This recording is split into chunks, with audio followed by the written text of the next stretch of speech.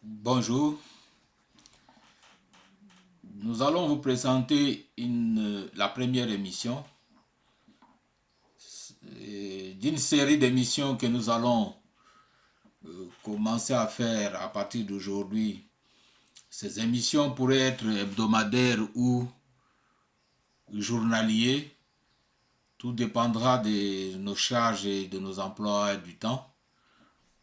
Mais pour l'instant, nous allons vous présenter cette émission qui est consacrée aux 5 mesures d'urgence ou 5 premières mesures que nous, on peut prendre si on est au pouvoir. Si on est aujourd'hui à la place de M. Félix Antoine Tshisekedi, quelles sont les décisions, quelles sont les mesures d'urgence qu'il faut prendre?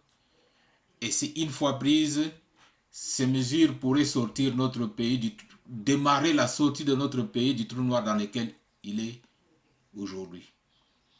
Ce sont ces mesures-là c'est de ces mesures-là que nous allons parler aujourd'hui. Nous allons essentiellement les présenter, mais chaque mesure peut être développée, surtout s'il faut regarder en termes des avantages que cela peut apporter pour le bien-être du peuple congolais. Et ces mesures, ça se présente dans quel cadre? Tout on se pose des questions. C'est dans le cadre du projet de la mise en place des nouveaux partis politiques que nous aimerions bien appeler Parti socialiste congolais, PS. Quant à ce qui concerne le Parti socialiste congolais, nous reviendrons un peu plus en détail dans les émissions consacrées uniquement à la présentation des partis socialistes congolais, de ses statuts et pourquoi Parti socialiste congolais. Toutes ces questions, nous y reviendrons en détail. Mais pour aujourd'hui, j'aimerais juste vous présenter qu'est-ce qui nous anime, ce qui nous caractérise, ce qui nous différencie des autres. Parce que comme vous le savez, au Congo, il y a une infinité de partis politiques aujourd'hui. Mais qu'est-ce qui nous différencie, nous, des autres partis politiques? C'est cela ce qui est que nous allons essayer de présenter brièvement tout à l'heure. Brièvement, ce qui nous différencie, c'est que notre parti se base sur les recommandations de son projet. Le projet de société de notre parti se basera essentiellement sur les recommandations de la pétition du 27 avril 2014 de la GLTP. C'est sur base de cette pétition qui a été initiée par la GLTP, c'est une ONG de défense des droits de l'homme, qui a initié cette pétition, ça fait déjà quelques années. Deuxième document que nous allons consulter, qui contient encore suffisamment d'idées que nous approuvons, c'est le plan de paix de Denis Mukwege. Donc le plan de paix de Denis Mukwege contient beaucoup d'éléments que nous approuvons. C'est le deuxième document que nous allons consulter et que nous allons commencer même déjà à vulgariser. Le troisième document, c'est l'ouvrage remise en question, base de la décolonisation mentale de notre compatriote, le feu Mabika Kalanda. À notre avis, nous estimons que ces documents nous permettent bien étudier, bien examiner, et la population congolaise est bien sensibilisée autour des idées ou des propositions qui sont faites dans ces documents, est capable de se prendre en charge et de prendre des décisions qui sont les meilleures possibles, notamment lorsqu'il s'agit de faire le choix des personnes qui doivent gouverner notre pays ou au destin de notre pays. C'est cela la première chose qui nous caractérise. Après cela, cette petite introduction, nous allons revenir à l'objet principal de cette émission. Comme nous l'avons dit, si on est président de la République aujourd'hui, ou bien si on est à la place de M. Tshisekedi, qui a été élu à 73%, c'est-à-dire que des Congolais, femmes, vieux, jeunes et enfants, donc femmes, hommes, vieux, jeunes et enfants, se sont levés un matin pour aller manifester leur amour envers M. Félix-Antoine Tshisekedi. Mais si nous étions à la place de M. Félix-Antoine Tshisekedi, quelles sont les décisions que nous allons prendre de manière urgente pour, en quelque sorte, restituer cet amour qui a été porté envers nous par le peuple congolais, lui rendre cet amour, lui montrer qu'à mon tour, moi aussi, je les aime ou je vous aime, dire au peuple congolais, à mon tour, moi aussi, je vous aime. Qu'est-ce que nous pouvons, qu'est-ce que moi je ferais et quelle est la première mesure au regard de la situation actuelle de notre pays? Déjà, l'image que nous faisons diffuser en boucle vous montre déjà ce que c'est le Congo aujourd'hui. Prochainement, on vous montrera des images de Kuluna parce qu'il n'y a pas que la guerre à l'est. À l'est, il y a la guerre, à l'ouest, il y a les Kuluna. Donc, qu'est-ce que moi, je veux faire dans ces conditions-là pour remercier les compatriotes qui massivement m'ont fait confiance en m'accordant un score inédit dans l'histoire du Congo en dehors des scores que le maréchal Mobutu faisait qui ressemblent au score de Poutine et de Paul Kagame qui sont naturellement des dictateurs bien connus. Mais qu'est-ce que moi je peux faire aujourd'hui pour commencer à sortir le Congo du trou noir dans lequel il s'enfonce? Alors, nous allons vous présenter 5 mesures et ces 5 mesures sont réparties dans 3 axes. Ces 5 mesures sont réparties dans 3 axes comme on l'a dit. Le premier axe, c'est la politique salariale. Le deuxième axe, c'est la gestion des finances publiques. Et le troisième axe, c'est le renforcement de la démocratie et de la liberté d'expression. En ce qui concerne la politique salariale, vous conviendrez avec moi qu'au Congo,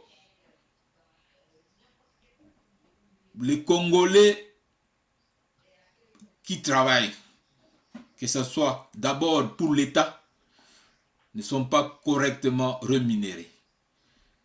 Congolais qui travaillent, qui se lèvent tous les matins pour aller accomplir des tâches publiques en République démocratique du Congo, comme on le sait tous, ne sont pas correctement rémunérés ou dignement rémunérés. Et cela pose déjà un premier souci. C'est pourquoi, dès que nous, on prend la présidence, dès les 3 premiers mois, ce qu'on peut appeler les 100 jours, on mettra tout en œuvre pour que l'échelle des salaires du dernier agent de l'État au premier agent de l'État soit de 1 à 10. Donc, c'est-à-dire, si je prends un exemple, comme dernier de l'armée, c'est le caporal. Donc, le caporal de l'armée, si nous prenons le caporal de l'armée, il devra, le caporal de l'armée, il devra toucher le 10e de ce que le président de la République touche. C'est là la première décision. Il y a beaucoup à développer des avantages pour cette décision. Aujourd'hui, on fait juste la présentation. On fera le développement de tous les avantages dans une autre émission qui sera indirecte où vous aurez le temps de poser des questions et préparez-vous quand on va annoncer ce direct-là pour participer, poser des questions. Vous pouvez même aussi déjà faire des commentaires à l'issue de cette émission pour qu'on vienne répondre. Mais aujourd'hui, on vous dit juste ça. On présente juste la décision. Et après, nous passons au prochain axe, qui est la gestion des finances publiques. Et dans cet axe qui est la gestion des finances publiques, il y a des choses que nous allons, qu'on vit au Congo, qui sont des choses extraordinaires. Nous avons inventé une manière de gérer un État moderne qui ne ressemble pas à un État moderne, parce que qui ne ressemble pas aux autres États modernes. C'est-à-dire qu'au Congo, ou peut-être il n'y a qu'au Congo, où les recettes publiques de l'État peuvent être versées dans une poche de quelqu'un, dans une banque privée. Mais nous savons tous qu'à travers le monde, les recettes publiques de l'État sont versées à travers les comptes de trésor public. Et ces comptes sont logés à la banque centrale. Et c'est pour cela que la deuxième mesure va être d'ordonner l'ouverture de comptes de dépôt et de dépenses pour chaque service de l'État. Chaque service de l'État doit avoir un compte de dépôt et de dépenses. Et ce compte doit être uniquement logé à la Banque centrale. Et ce compte est ouvert par le ministère des Finances via sa direction spécialisée. Et le ministère des Finances a un droit de regard sur tout ce qui se passe, tous les mouvements qui se passent dans ces comptes-là, parce que c'est lui qui l'a ouvert. Il vous donne des autorisations à la personne responsable du service qui est habilitée, ou au comptable du service qui est habilité à engager les comptes, du moins, ça se passe comme ça partout au monde. Et il n'y a qu'au Congo où tout cet argent, les fonds publics circulent à travers des réseaux informels. Donc il n'y a pas que, on dit au Congo qu'on a l'économie informelle, mais même l'État lui-même est informel. Les finances publiques de l'État fonctionnent sont gérées de manière informelle, à travers des banques privées, à travers des poches des individus. Et je prendrai cette première mesure-là. Comme je l'ai dit, on reviendra dans des émissions spécialisées pour détailler les effets, les avantages de cette mesure. La troisième mesure, j'appliquerai immédiatement la retenue à la source de 40% des recettes publiques collectées et allouées aux provinces. Ça, c'est automatique. Ça n'est pas quelque chose à réfléchir, c'est dit dans la Constitution.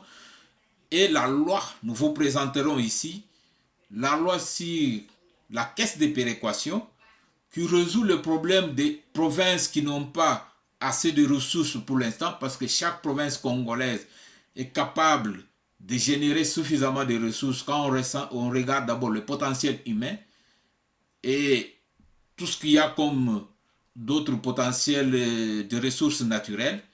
Donc, chaque province est capable de générer suffisamment de ressources. Mais, en attendant, la caisse de péréquation prévoit que l'État, si c'est 60%, il mettra 20% dans cette caisse de péréquation pour pouvoir équilibrer avec les provinces qui sont en difficulté. Et là, j'insiste, c'est la première mesure. Nous expliquerons encore les avantages de cette mesure lorsqu'on va la traiter de manière spécifique. Donc, et puis après, nous allons passer à l'axe 3. Excusez-moi, je dois prendre mon truc. Donc, nous allons passer à l'axe 3. L'axe 3, c'est le renforcement de la démocratie et de la liberté d'expression. On doit savoir, chers compatriotes, que si nous regardons notre processus électoral, moi j'ai toujours dit, et j'ai dit à mes copains ici en France, j'ai dit à tout le monde, et je le répète à haute voix, que le Congo démocratique a les plus belles lois au monde. Nous avons des lois qui garantissent tous les droits et des lois qui sont bien élaborées et même en termes d'affirmation du respect des droits de l'homme et des libertés d'expression, le Congo démocratique a de très belles lois. Mais il y a dans la pratique, surtout dans le processus électoral, nos compatriotes qui ont géré jusqu'aujourd'hui, les partis politiques même de l'opposition, parce qu'aujourd'hui nous avons le plus vieux parti de l'opposition qui a duré pendant longtemps dans l'opposition, l'IDPS au pouvoir. Nous avons connu le Palou de Gizenga, d'Antoine Gizenga, qui n'avait jamais géré avec Mobutu, qui est passé au pouvoir. Tout ce qu'on voit, c'est que ces gens ont biaisé le processus électoral de telle sorte que seuls les corrompus puissent sortir vainqueurs de ce processus. Donc à l'issue des élections, il est pratiquement difficile, pratiquement, je ne dirais pas impossible, mais c'est assez difficile qu'un homme honnête puisse sortir des urnes élues à travers le processus électoral tel qu'il est élaboré aujourd'hui. Ou tel que les lois, donc les lois qui sont élaborées aujourd'hui pour réglementer ces processus. C'est pour cela, chers compatriotes, nous prendrons une mesure pour réformer le processus électoral en instaurant le parrainage des candidats. C'est la première mesure. Il faut regarder définir un seuil raisonnable des citoyens à l'âge de voter qui peuvent parrainer des candidats. Donc chaque candidat à tous les niveaux devra être parrainé.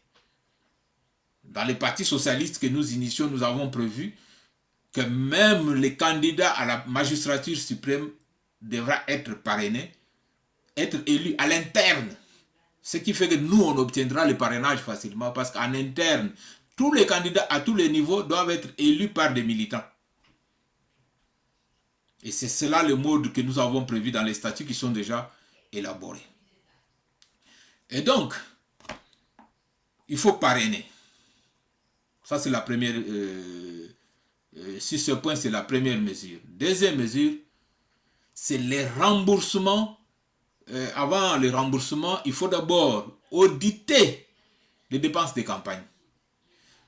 Quand je dis qu'il est difficile d'avoir un candidat honnête, c'est d'abord au départ qui sait d'où vient l'argent que les candidats aux différents niveaux ont dépensé pour payer la caution, pour battre campagne. Nous sommes dans un pays où se déplacer est un parcours de combattants. Mais on a vu des gens avec des véhicules 4x4 dans des endroits où il n'y a pas de route, dans la boue, en train de se déplacer pour aller battre campagne. On a vu des gens distribuer, faire des dons, partager du n'importe quoi. Mais qui aujourd'hui sait l'origine, la source de cet argent qui a été dépensé? C'est-à-dire que c'est pour cela que nous on dit, les Congolais, c'est quelqu'un à qui tu voles 100 $ et tu viens lui remettre 1 $ et il s'agenouille pour te dire merci.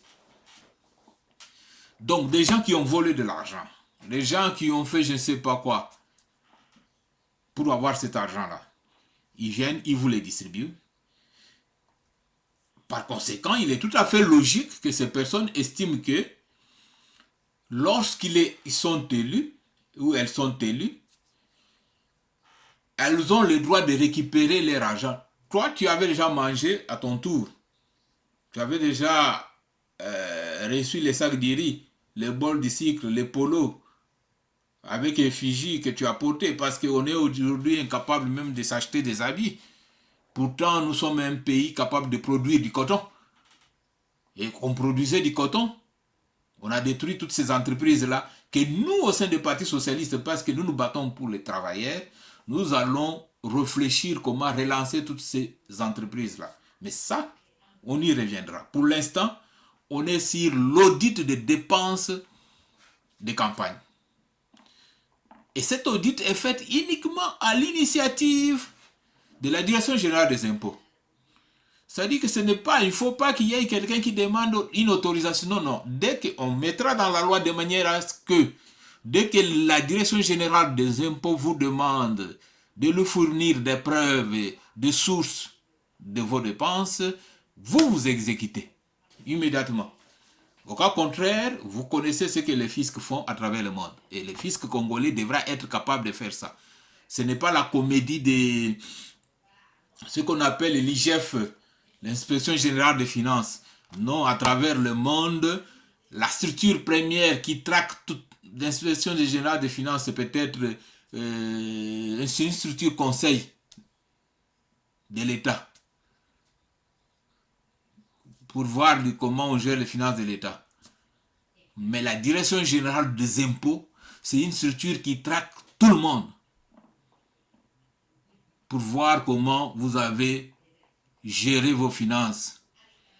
Vous avez produit autant, vous avez versé à l'État autant. Et on connaît les déboires avec Messi, Lionel Messi, on connaît les déboires avec Trump aux États-Unis, on connaît les déboires, donc ça ne pardonne personne. Et c'est la structure la plus efficace qui va nous permettre de récupérer suffisamment de l'argent pour le trésor public. Et la Direction générale des impôts va auditer. Après avoir audité, vous êtes clean. On passe à la prochaine étape, c'est le remboursement de la caution et celui des frais de campagne. Donc nous, Parti socialiste, nous militerons pour que la caution soit remboursée. Le peuple, vous pouvez dire non, mais pourquoi on rembourse leur argent, pourquoi non, non, non. Écoutez, aujourd'hui, là, regardez, nous sommes au 4e cycle des élections. Regardez la misère dans laquelle nous vivons, malgré ces élections-là. Mais c'est tout simplement parce que les gens qui nous élisons ou nous votons supposent que l'argent qu'ils nous ont distribué, les cadeaux qu'ils nous ont distribués pendant la campagne, c'est amplement suffisant pour nous. Nous avons déjà pris notre part. Maintenant, pendant les 5 ans, ils vont prendre leur part. Alors, tant que les règles définies dans le processus, dans le processus électoral restent telles qu'elles sont, ça va toujours se reproduire. La meilleure manière de mettre fin à ça, c'est de modifier ces règles. Et on verra, comme j'ai dit, dans les détails, on y reviendra. Alors, le 5e point, tout dernier, c'est que moi, je ne vois pas pourquoi il y a un ministre qu'on appelle en charge des médias, de l'information et de la presse, et dans lesquels on met des attributions en rapport avec la régulation des médias. Non, la Constitution, l'article 212 de la Constitution de la République prévoit uniquement le Conseil supérieur de l'audiovisuel et de la communication comme autorité régulateur ou régulatrice de médias. L'État s'occupe plutôt des aspects techniques matériels. Et ça, c'est le ministère des Postes et Télécommunications. Et donc, le gouvernement qui doit sortir, le gouvernement qu'on attend tous, à l'issue de ces élections, où M. Tshisekedi a obtenu 113%, que moi j'approuve, parce que je ne vois pas des forces politiques qui ont suffisamment travaillé, mis des structures, des partis politiques d'abord qui fonctionnent de manière démocratique. Je ne sais pas s'il y a un seul parti politique qui peut me dire aujourd'hui que ces candidats députés ont été désignés démocratiquement par les militants du parti localement. Il n'y en a pas. Donc ça montre que ces partis politiques-là, c'est des partis dictatoriaux et qui fonctionnent de manière dictatoriale et qui ne pouvaient jamais mobiliser correctement la population. C'est ainsi qu'il n'y a que la personne qui a le plus de finances possible, comme M. Tshisekedi, qui avait le moyen de l'État, qui a pris même les salaires de 16 mois des administrateurs des territoires pour financer sa campagne.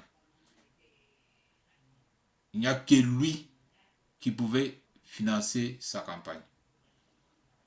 Il n'y a que lui qui pouvait gagner.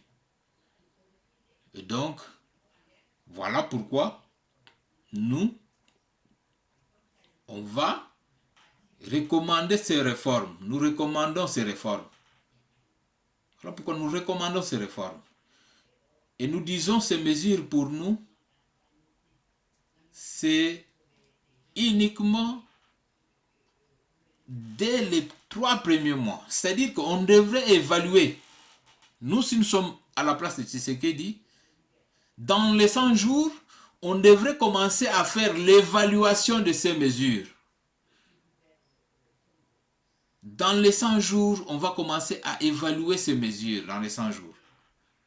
À se dire, voilà ça, quelles sont les conséquences. Voilà ici quelles sont les conséquences. Voilà un peu, pour une première, cette présentation. Et comme dit, nous allons revenir à travers plusieurs émissions dans les détails sur chaque aspect. Et aussi, si vous êtes intéressé par notre projet de lancer le Parti socialiste congolais, vous pouvez nous contacter. Vous pouvez aussi commenter en dessous. Vous pouvez aussi vous abonner à notre chaîne. Je pense que dès que toutes les structures du parti seront mises en place, nous procéderons à la création d'une chaîne YouTube du parti où on va diffuser suffisamment des émissions. Et pour nous, le travail se consacrera essentiellement à la présentation de notre projet de société, à faire des propositions comme on le fait ici. Et ces propositions, ça ne va pas se limiter sur YouTube. Si nous avons besoin d'un parti politique, c'est parce que il faut que dans chaque quartier, qu'il y ait un représentant du parti qui chaque jour essaie de parler autour de lui, autour des populations du quartier, comment je peux dire, des conséquences positives de ces mesures. Mobiliser la population pour que quand les députés retournent dans le village, vous puissiez aller lui rappeler ces mesures. Voilà brièvement ce que nous comptons faire. Voilà brièvement la présentation de ces mesures. Et nous allons, tout au long de cette période où on attend la sortie du gouvernement, et même après la sortie du gouvernement, jusqu'à ce que nous allons élaborer un projet de société beaucoup plus clair et coordonné et détaillé pour la sortie officielle du parti. Nous allons continuer à vous présenter les différentes mesures contenues dans les recommandations de la pétition du 27 avril 2014. Nous allons également continuer à vous présenter les plans de paix de M. Dr Denis Mukwege, parce qu'il y a des idées dedans que nous on approuve, qu'on estime que la population doit connaître ça à fond. Toute la population doit connaître et réfléchir sur comment on peut les mettre en application. Ce sera la première étape même. Et puis nous allons discuter à travers des conférences. Là, on va organiser des conférences, parfois des web-conférences, et aussi si on a des intervenants sur place au Congo qui peuvent faire des interventions dans les quartiers, pour expliquer la pensée de Mabika Kalanda, pour montrer que pour sortir de notre situation aujourd'hui, nous avons besoin d'une décolonisation mentale. Nous avons besoin d'une décolonisation mentale pour sortir de notre situation. Nous avons l'obligation de nous remettre en question. Si on ne se remet jamais en question, on va revivre les mêmes choses plusieurs fois. Ou à chaque période. C'est le cas aujourd'hui. Nous avons été sous esclavagisme, la traite des Noirs. Nous avons été colonisés. Mais aujourd'hui, c'est pire même que tout ce qu'on a connu avant. Il est inconcevable d'imaginer un Congolais dans les conditions dans lesquelles nous vivons aujourd'hui.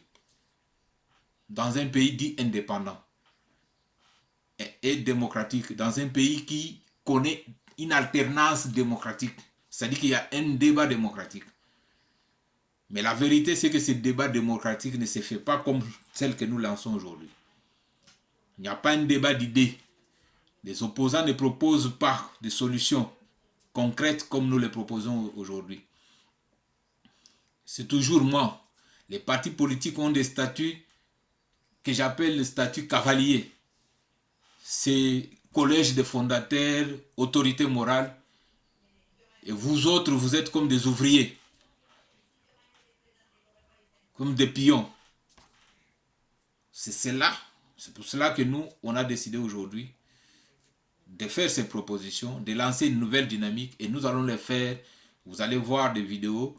Nous allons les faire chaque fois qu'on a le temps, on fera des vidéos. Chaque fois qu'on a le temps de faire des directs, on fera des directs régulièrement parce que c'est pour vous écouter. Et vous donnez aussi le temps d'intervenir en direct pour donner aussi vos points de vue.